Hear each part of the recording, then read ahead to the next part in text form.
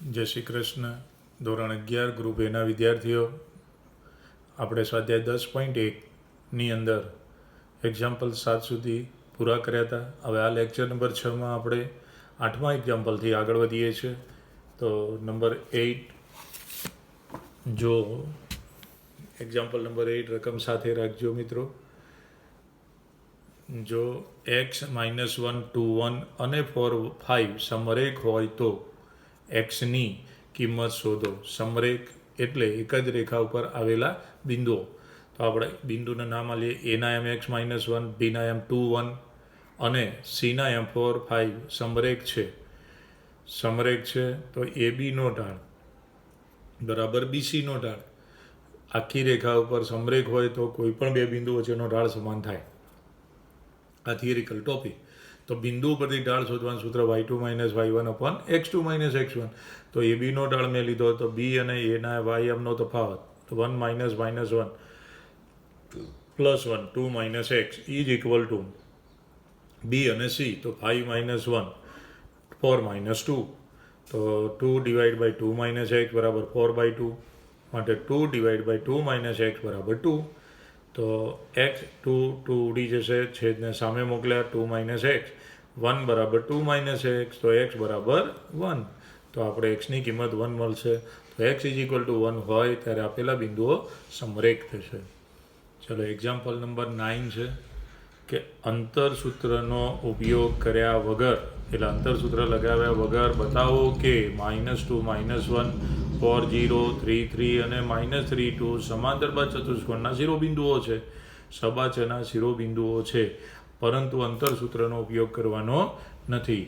ચાલો તો આપણે બિંદુનું નામ આપી દઈએ. ધારો કે એના આમ -2 - 1, બીના આમ 4 0, સીના આમ 3 3 અને ડીના આમ -3 2 એ ચતુષ્કોણના શિરોબિંદુઓ છે.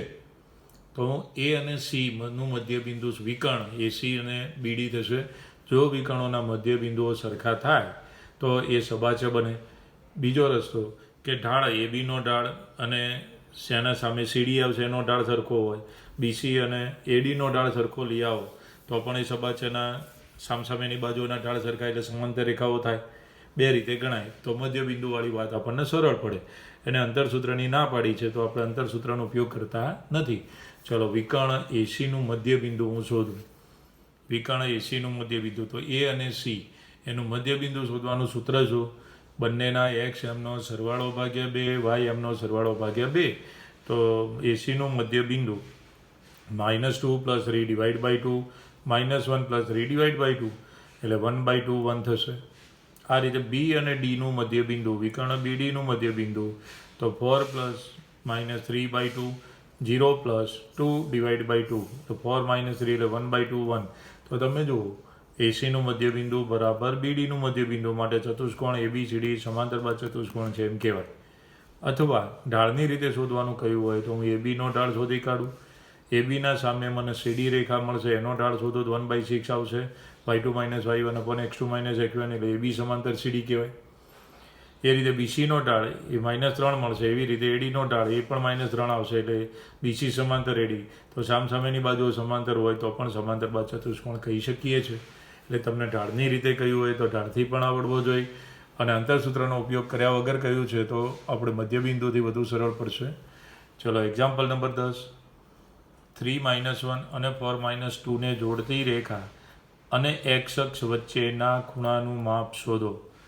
3 - 1 4 - 2ને જોડતી રેખા અને એક્સ અક્ષ વચ્ચેના ખૂણાનું માપ શોધો. મિત્રો બિંદુના નામ આપીએ.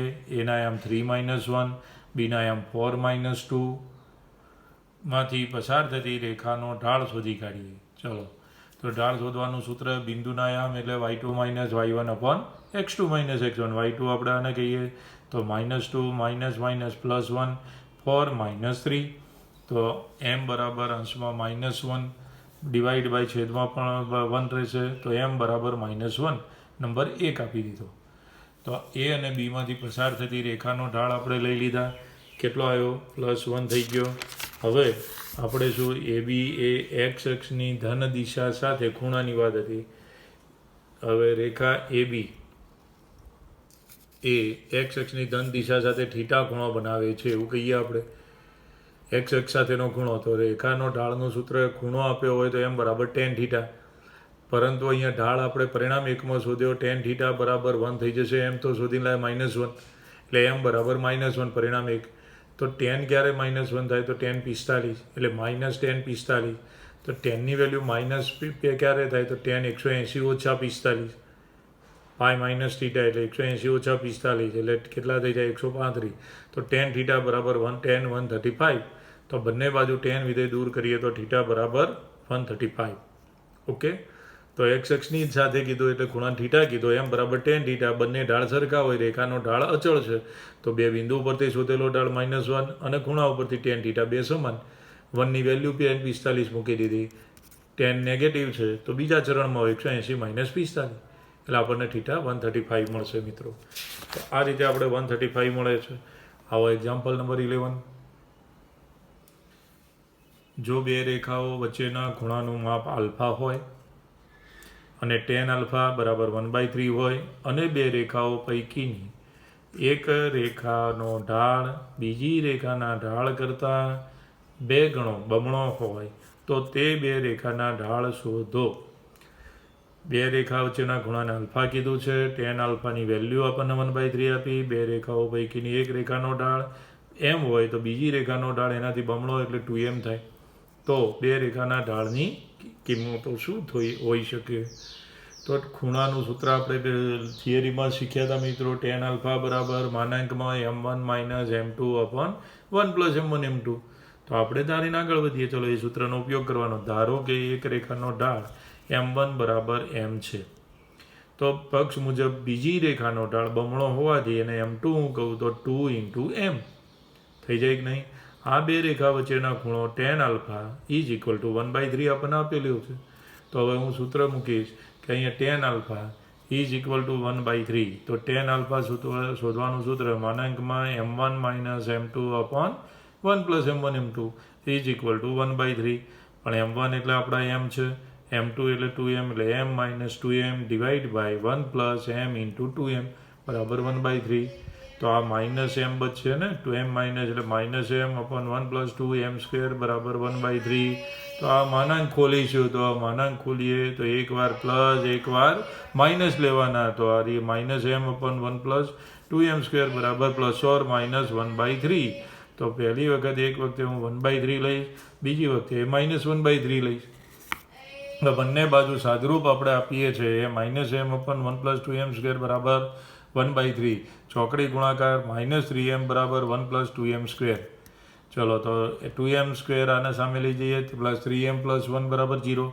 એટલે એના આપણે અવયવ પાડી દઈએ કે 2m² વત્તા 2m, 2 એકા 2 ના ભાગ પાડો 3, તો એ 2m² વત્તા 2m વત્તા m + 1 બરાબર 0. પહેલામાંથી 2m કોમન એટલે m + 1, 1 કોમન m + 1 બરાબર 0. તો m + 1 × 2m + 1 બરાબર 0. બરાબર. તો તમારે એ રીતે આ બાજુ -m upon 1 + 2m² -1/3 ક્રોસ ગુણાકાર કરો, દ્વિઘાત સમીકરણ આવશે. એમાં આપણે અવયવ બનશે -2m², આ +3m હતું, આ -2m થાય. તો 2 એકા 2 બંને નેગેટિવ, -2m - m + 1, એટલે એમાં એક અવયવ m - 1 2m - 1 બરાબર 0. તો પહેલા ભાગ ઉપરથી આપણને કિંમત મળશે m બરાબર -1 કે m બરાબર -1/2. બીજા ભાગમાંથી m બરાબર +1 અથવા m બરાબર 1/2 થઈ જશે, +1/2 મળશે. ચલો તો બે કિંમતો આપણી પાસે ઢાળની m બરાબર -1, તો રેખાનો ઢાળ m બરાબર -1, તો બીજી રેખા 2m હોવાથી -2 થઈ જાય. અથવા m બરાબર જો -1/2 લો તો બીજી રેખા 2m બરાબર -1 થાય. આ પહેલામાંથી. એવી રીતે બીજા ભાગની પેરમાં m બરાબર 1 હતો, તો બીજી રેખાનો ઢાળ 2m બરાબર 2 થઈ જશે. અને mની વેલ્યુ હું +1/2 લઈશ તો 2m બરાબર 1 થાય. આમ આપણને શું મળે? રેખાનો ઢાળ જો -1 -2 -1/2 હોય તો -1, 1 હશે એના રે 2 +1/2 અરે 1 થાય. તો આ રીતે આપણને ઢાળ મળે છે. તો ઢાળનું સૂત્ર આપવાનું, માનાંક ખોલીએ એટલે ± લખવાનું છે. એ ઇમ્પોર્ટન્ટ ટોપિક હતો, ±. ચલો એક્ઝામ્પલ નંબર 12. એક રેખા x1 y1 અને HK માંથી પસાર થાય છે.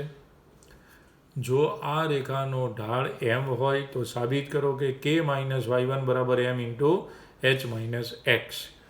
તો આપણે નામ આપીએ. ધારો કે p ઓફ x1 y1 અને q HK માંથી પસાર થતી રેખા PQ નો ઢાળ m બરાબર y2 minus y1 upon x2 minus x1. તો આ તો m, y2 એટલે k minus y1 divide by h minus x1. તો આ h માઇનસ x1 હું સામે લઈ જવું તો m into h minus x1 બરાબર k માઇનસ y1. તો આપણા દાખલાનો જવાબ સાબિત થઈ ગયો. તો k માઇનસ y1 બરાબર m into h minus x1. તો ખાલી આપણે ઢાળના સૂત્રમાં x1 ને y1 અને hkની કિંમત જ ગોઠવવાની હતી. ઓકે. નંબર 13. ત્રણ બિંદુઓ H0 AB અને 0K એક રેખા પર આવેલા હોય તો સાબિત કરો કે a અપોન h વત્તા b અપોન k બરાબર 1. ચલો તો અહીં a ના યામ H0, b ના યામ AB અને c ના યામ 0K એક જ રેખા પરના બિંદુઓ છે. મિત્રો, એક જ રેખા પરના બિંદુઓ હોય તેને સમરેખ બિંદુ કહેવાય. તો કોઈ પણ બે બિંદુઓનો ઢાળ સરખો જ હોય એટલે AB નો ઢાળ બરાબર BC નો ઢાળ લઈ લઈએ. આગળ એક્ઝામ્પલ આપણે જોયો. તો AB નો ઢાળ શોધવાનું સૂત્ર y નો તફાવત એટલે b minus 0 divide by a minus h is equal to b અને c. તો k minus b divide by 0 minus h. તો b upon a minus h બરાબર k minus b upon minus h. Cross ગુણાકાર minus ab બરાબર a minus h અહીંયા k minus b. કૌંસ તોડી નાખો. માઇનસ ab ક્રોસ ગુણાકાર કરી દો. ક્રોસ ગુણાકાર કરી આ ગુણાકાર અહીંયા કૌંસ તોડી નાખો. માઇનસ ab બરાબર ak minus ab minus hk વત્તા bh. ab ઉડી જશે સમાન. ચલો hk સામે મોકલી દઈશું એટલે ak વત્તા bh બરાબર માઇનસ હતો એ પ્લસ hk. હવે આપણે જે સાબિત કરવું છે એમાં આ 1 જોઈએ છે, મતલબ hk નોટ ઇક્વલ ટુ 0 વડે ભાગતા. તો આપણે ભાગી દઈએ તો a divide by h plus b divide by k બરાબર 1 થાય. જે માગેલું સમીકરણ. તો ઢાળના સૂત્રનો ઉપયોગ કરવાનો y આમનો તફાવત ભાગ્યા x આમનો તફાવત. મિત્રો, એક્ઝામ્પલ નંબર 14ની અંદર આ વસ્તી અને સંગત વર્ષનો એક આલેખ આપ્યો છે. રેખા AB નો ઢાળ શોધો. બિંદુ ઉપરથી ઢાળ એટલે y આમનો તફાવત ભાગ્યા x આમનો. અને તેના ઉપયોગ કરી વર્ષ 2010માં વસ્તી કેટલી હશે તે શોધો. એ આલેખનો ઉપયોગ કરી 2010માં વસ્તી કેટલી હશે તે શોધો આલેખની મદદથી. તો આપણને આલેખ આ રીતનો આપ્યો છે. y અક્ષ x અક્ષ ઉપર આપણને વર્ષ લખીને આપ્યા છે. 0, 1985, 90, 5 વર્ષની કિંમત ઉપર. y અક્ષ ઉપર વસ્તી કરોડોમાં લખીને આપી છે. 87 કરોડ, 92, એ રીતે 97, 5 બરાબર કરોડનો ડિફરન્સ છે. આ આલેખ ઉપર એક રેખા દોરીને આપી તમને. એના યામ એને આપી દીધા 1985 અને 92 છે. બી બિંદુમાં 1995 અને 97 છે. બરાબર. તો આપણને આ રેખાનો ઢાળ શોધવાનું કહ્યું. તો મિત્રો, આપણે એ જ આલેખ ફરીથી હું રિપીટ કરું છું નીચે. આ જવાબ કે આલેખ આપણે દોરી દઈશું. આની આ જ ક્રમમાં દોરી કાઢ્યો. હવે વધારાનું કયા વર્ષે આપણે 2010ના વર્ષમાં એને કિંમત માગી. 2010ને સાપેક્ષ અહીંયા બિંદુ C હોય તો આ આડું અંતર એટલે x આમ થયો એ 2010 આડું અંતર. ઊભું અંતર આપણે x ધારીએ તો એ x થઈ જશે. આ અંતર અહીંથી આપણે આમ લઈ ગયા. આ અંતર x ધાર્યું તો આ x આમ થઈ ગયું. ઓકે. સીના આમ 2010 અને x જે વર્ષની કિંમત માગી હોય એ વર્ષના સામે લીટી ટપકાથી આપણે દર્શાવી દઈએ. ચલો તો પહેલો પ્રશ્ન AB નો ઢાળ એને માગ્યો છે. તો આપણે લખીએ. ધારો કે વર્ષ 2010માં વસ્તી x કરોડ છે.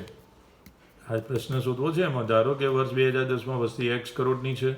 એના યામ આપણને 1985 અને 92, બીના યામ 1995 અને 97. તો સીના યામ શું થઈ જશે? 2010 અને x થાય. ચલો તો અહીં AB નો ઢાળ. ચલો AB નો ઢાળ પૂછ્યો છે તો ઢાળનું સૂત્ર શું થઈ જશે? AB નો ઢાળ માટે y2 minus y1 upon x2 minus x1. તો બોલો y2 માઇનસ y1 એટલે 97 માઇનસ 92 ડિવાઈડ બાય 1995 માઇનસ 1985. તો ઉપર 5 બચે, નીચે 10. તો AB નો ઢાળ બરાબર 1/2. પહેલો પ્રશ્ન. હવે બીજો પ્રશ્ન કે 2010માં વસ્તી કેટલી હશે? તો અહીંયા તમે જુઓ A, B અને આપણો C એક જ રેખા ઉપર આવેલા હોય એને આપણે સમરેખ કહી શકીએ. ABC સમરેખ બનશે. સમરેખ હોય એટલે આપણે ઢાળનું સૂત્ર આવડે છે એબીનો ઢાળ બરાબર બીસીનો ઢાળ. તો એબીનો ઢાળ ફરીથી શોધવાની જરૂર નહીં, આપણે 1/2 શોધ્યા મૂકી શકીએ અથવા y2 - y1 કરો. બીસીનો ઢાળ એ રીતે કરો, બી અને સી બિંદુ તો x ઓછા 97 2010 ઓછા 2 1995. આ ઢાળ તો આપણે બાદબાકી કરીને લખી દઈએ 1/2 છે, અથવા તો ફરીથી કર્યું હોય તો 97 - આ. તો તમારી પાસે આ 1/2 હતા, x - 97 ભાગ્યા 15. તો આ 15 સામે મોકલીએ એટલે 15/2 બરાબર x - 97. તો x બરાબર 97 પ્લસ 15/2 x એટલે -97 પ્લસ થઈ ગયા. તો 2 લસા અથવા તો આને 7.5 કરી દઈએ તો x બરાબર 97 વત્તા 7.5 તો x બરાબર 104.5 કરોડ થાય. તો એબીનો ઢાળ બરાબર 1/2 અને 2010માં વસ્તીની સંખ્યા 104.5 કરોડ જેટલી થશે. તો આ આપણે સ્વાધ્યાય 10.1 પૂર્ણ કરીએ છીએ, જેમાં તમે રેખાના ઢાળનો ઉપયોગ, અંતર સૂત્રનો ઉપયોગ, મધ્યબિંદુના યામ આનો ઉપયોગ કરીને આપણે પૂર્ણ કર્યું. ઓકે, જય શ્રી કૃષ્ણ. નેક્સ્ટ લેક્ચરે બીજે થિયરિકલ ટોપિક આપણે શીખીશું.